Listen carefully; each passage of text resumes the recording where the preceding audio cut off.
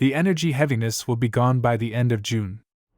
This week these energies are being released. It's time to simply be, to move, and without energy waste. Our slim bodies are working as much as ever before, to free ourselves from the obstacles that still affect us in the dynamics of the old ego. Anger and fears are very normal these days. They are pieces of us and this world that are being crushed. The light is breaking everything. The light is killing everything old, and revealing to us what we really are, demolishing layers of personality forever. It's no longer time to be fake, you can't. It's no longer time to hide behind a mask of false morality and respectability. The truth of all things must be seen for good or bad because it will always lead to a solution. There is in the collective a deprogramming of all the old and ancient memories of this world. The old rules of manipulation of human beings are no longer effective.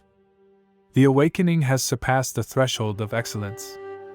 The new energy process started in 2012 and now it is at the peak of its demonstration.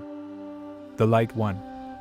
It won in 2012, the exact moment this awakening began. Everything that is happening now is simply the consequence of that victory.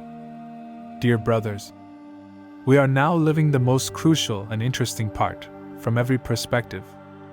From the month of July, the energy will be lighter, there will be situations of unblocking and revelations, and the path will open more and more. Nothing is like before. Don't let what you see or hear affect you. Stay open, awake, use your intuition, and be receptive at all times.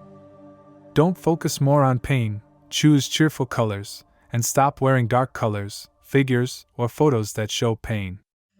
We are in the time of light. Choose carefully where to put your attention. Don't take the energy of bad news.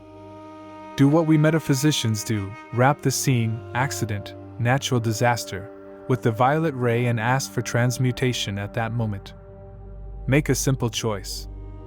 We are choosing to focus at all times on the positive aspects. This depends on each one of us, on which aspect of the now moment you choose to focus on. That choice will make a huge difference in the course of your life. Don't repress your emotions anymore. They become energetic blockages. These blockages emit a vibration to the universe.